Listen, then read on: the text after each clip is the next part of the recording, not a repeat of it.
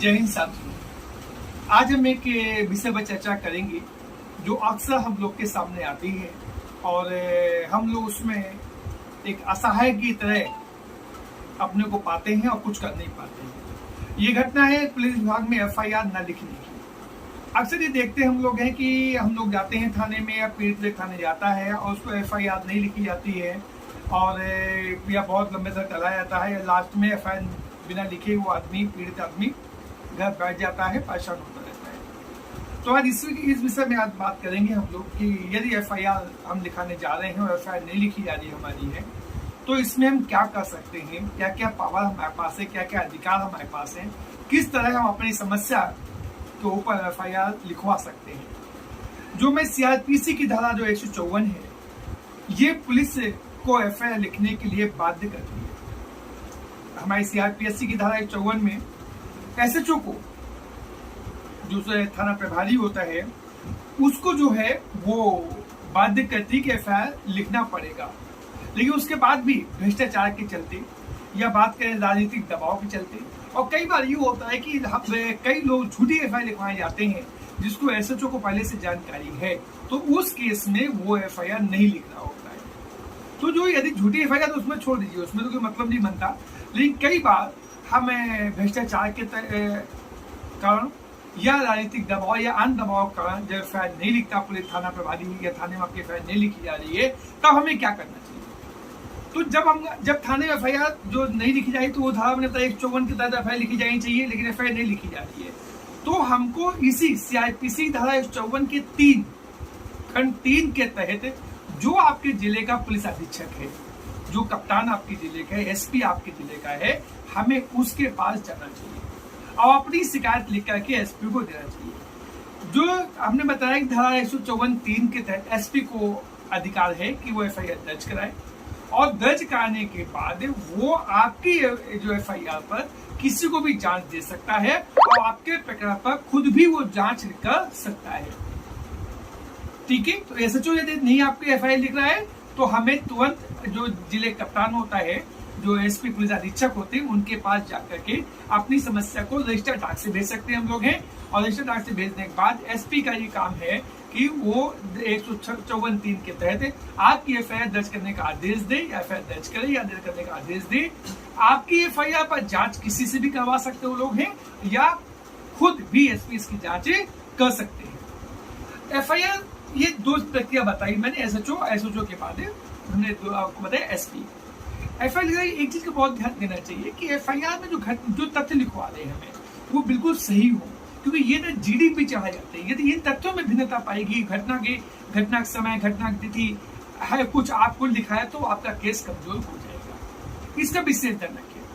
आप यदि मान लिया, कई बार ऐसा देखा आता है कि हम पुलिस कप्तान के पास गए और कप्तान के पास जाने यानी पुलिस अधीक्षक महोदय के पास गए और वहां जाने के बाद भी हमारी शिकायत नहीं लिखी गई। आप क्या करेंगे? भाई तो रास्ता था कि भाई एसएचओ नहीं लिखी तो हम अधीक्षक के पास पुलिस अधीक्षक के पास चले गए। अब पुलिस अधीक्षक के जाने के बाद रजिस्टर डाक से भेजने के बाद भी आपकी एफआईआर नहीं लिखी गई, तब क्या करेंगे? तब हमारे पास सीआरपीसी धारा 156(3) हमारे पास है। 156(3) के तहत हम जुडिशियल मजिस्ट्रेट के सामने अपनी कंप्लेन को दे सकते हैं और जब जुडिशियल मजिस्ट्रेट उस पर जांच करने का आदेश देता है तो जांच करने के आदेश में थाने को एफआईआर लिखनी ही पड़ती है। एफआईआर लिखने के बाद ही उसकी जांच कर सकता है।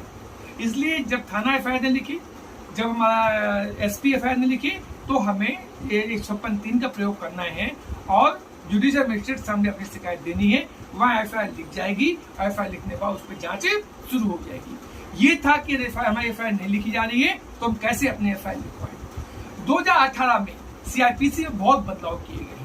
उसमें एक बदलाव, बहुत महत्वपूर्ण बदलाव है जिसके बारे में आपको बताना चाहते हैं कि एक उसमें पीड़ित महिलाओं के लिए बहुत बड़ा बदलाव किया गया है कि यदि कोई पीड़ित महिला पीड़ित है और वो मेंटली या फिजिकली दिव्यांग है, फिट नहीं है, तो या वो एसिड अटैक का शिकार हुई है, गैंग रेप का शिकार हुई है या रेप का शिकार हुई है और यदि वो चाहती है कि हमारी एफआईआर घर पे लिखी जाए तो ऐसे में 2018 में प्रावधान किया गया है कि जो थाने के एसएचओ हैं वो उस महिला घर जाकर उसकी एफआईआर लिखेंगे और लिखने के बाद उसकी एक कॉपी उस महिला या उस पीड़िता को वहीं पर निःशुल्क देंगे, प्रोवाइड कराएंगे इसकी कॉपी। ये 2018 में बदलाव किया गया है। और इसमें एक और चीज भी ये बोली गई है कि जो ऐसे केसेस जो हमारे होते हैं, वो खासकर महिलाओं संबंधित, जो मैंने कहा ऐसी अटैक का हो या 326AB का हो, उसी तरह बलात् के जो 354 का केस हो, रेप केस हो, 376 के केस हो, इन मामलों पर तत्काल FIR लिखने की व्यवस्था की गई है। यदि FIR नहीं लिखी जाती है तो ऐसे में हम पुलिस अधिकारी को भी दंडित करने का प्रावधान इसमें दिया गया है। और साथ में ही जो महिला का मेडिकल होता है, मान लो रेप पीड़ित महिला है, उसका मेडिकल भी 24 घंटे के अंदर पुलिस को करवा देना चाहिए, जिससे सभी साक्ष्य मिल सके। और इसके बाद एक बहुत महत्वपूर्ण काम होता है, जो 164 का बयान जो मजिस्ट्रेट के सामने होता है, कलमबंद बयान उसको बोलते हैं हम लोग हैं, वो बयान भी पुलिस को जल्द से जल्द मजिस्ट्रेट के सामने करा देना चाहिए। ऐसे केसेस में यदि SHO, मान लिया ऐसी घटना मैंने जो बताई आपको, ऐसी घटना घटी और उसके बाद भी SHO उसकी FIR नहीं लिख रहा है, तो उस SHO के उसमें भी FIR जो लिखने का, SHO खिलाफ FIR लिखने, उसको कानूनी कार्रवाई करने का जो CRPC में धारा 166A है, जिसके तहत उस SHO पर भी कार्रवाई होती है। लेकिन हम लोग को इसकी जानकारी नहीं है। और इस कार्रवाई में उस संबंधित अधिकारी को मिनिमम 6 महीने, यानी कम से कम 6 महीने और अधिक से अधिक 2 साल के कारावास का प्रावधान दिया गया है। तो हम अपने अधिकार जाने और अधिकार जानकर उनका प्रयोग करें। यदि हम अपने अधिकार जानते हैं तो हमारे अधिकारों का हनन कभी नहीं होगा।